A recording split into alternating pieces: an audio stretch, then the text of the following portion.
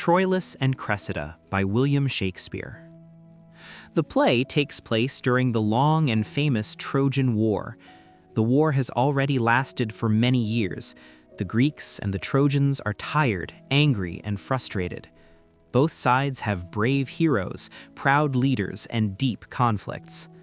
The war began because Paris, a Trojan prince, took Helen, the wife of the Greek king Menelaus. Since then, blood has been spilled on both sides, but no clear victory has come. Inside the city of Troy, King Priam rules with his family. Among his many sons is Troilus, a young prince. Troilus is brave in battle, but he is also gentle and emotional. He is deeply in love with a young Trojan woman named Cressida. Cressida is clever, charming, and beautiful. Her father, Calchas, was a Trojan priest, but he has left Troy and joined the Greek side because he believes Troy will fall. Troilus loves Cressida with all his heart, but he feels shy and unsure. He does not know how to express his feelings. He believes love makes him weak, and this confuses him because he wants to be a strong warrior. He often speaks of his love as a kind of illness that takes away his strength. Troilus's friend, Pandarus, who is also Cressida's uncle, notices Troilus's sadness. Pandarus enjoys talking about love and gossip, and he decides to help Troilus win Cressida's heart. Pandarus believes love is something playful and easy, not something to suffer over. He promises Troilus that he will arrange a meeting between the two young lovers. At first, Cressida pretends to be distant and cautious. She does not want to seem too eager, even though she secretly likes Troilus.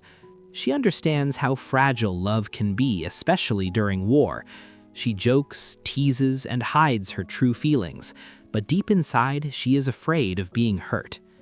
With Pandarus's help, Troilus and Cressida finally meet privately. They speak honestly to each other.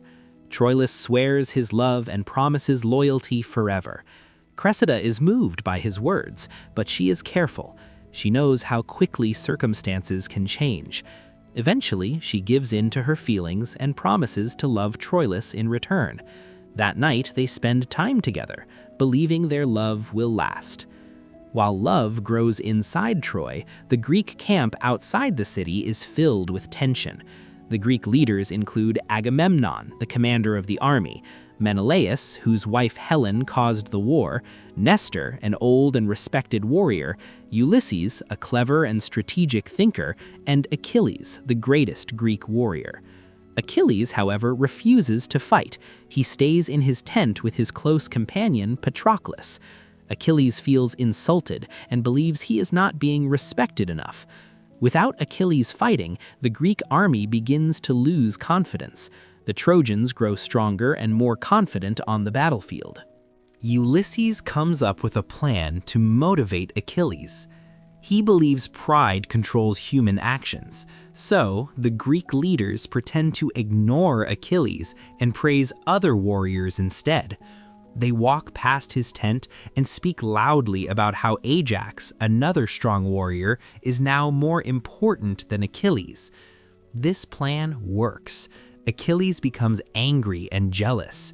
He realizes his reputation is fading. Still, he does not immediately return to battle. Instead, Ajax is sent to fight Hector, the greatest Trojan warrior and Troilus's older brother. Hector is noble, brave, and honorable. He believes in fighting fairly and with respect. When Hector and Ajax meet, they fight fiercely, but recognize each other as cousins. They stop fighting and exchange gifts, showing respect despite being enemies. This moment shows that honor still exists, even in a cruel war. Back in Troy, bad news arrives. The Greeks and Trojans have agreed to exchange prisoners. As part of this deal, Cressida must be sent to the Greek camp because her father Calchas demands her return. This news shocks everyone, especially Troilus and Cressida. Troilus is heartbroken. He cannot believe fate would separate them so quickly. Cressida is terrified. She is leaving her home and walking into enemy territory. She promises Troilus that she will stay faithful and never love another man. Troilus gives her a sleeve from his armor as a symbol of his love, and she gives him a glove in return. When Cressida arrives at the Greek camp, she is surrounded by Greek men who joke about her and treat her like a prize. She feels uncomfortable and vulnerable. She is introduced to Diomedes, a Greek warrior.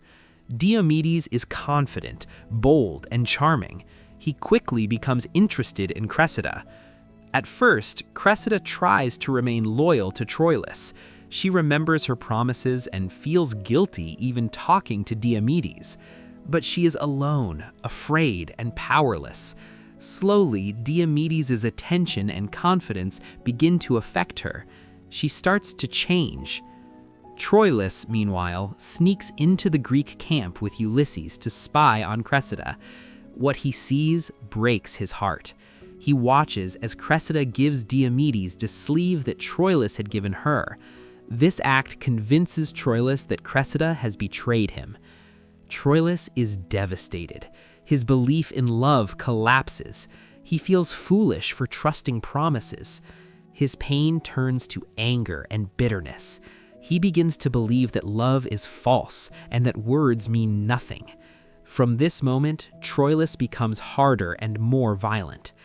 The war continues with renewed intensity. Hector fights bravely and pushes the Greeks back. Troilus fights fiercely, no longer caring about his own safety. He is driven by rage and heartbreak rather than honor. Achilles finally returns to battle after Patroclus is killed by Hector. This death fills Achilles with uncontrollable anger. However, instead of fighting Hector honorably, Achilles chooses a cowardly path. He orders his soldiers to surround Hector and kill him when he is unarmed.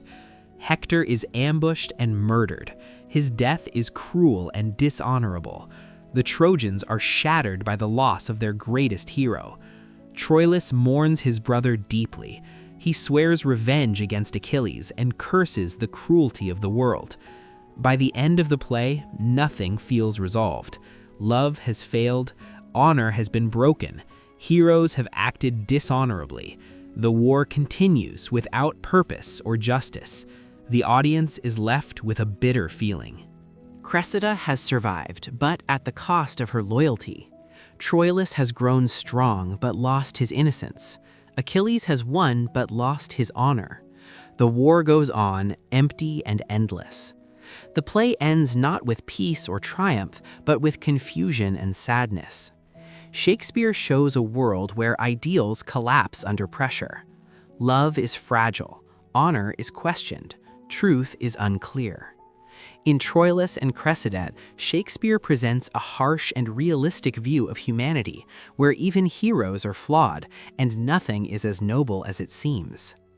I hope you have enjoyed this video, but please like the video and subscribe the channel. Thank you.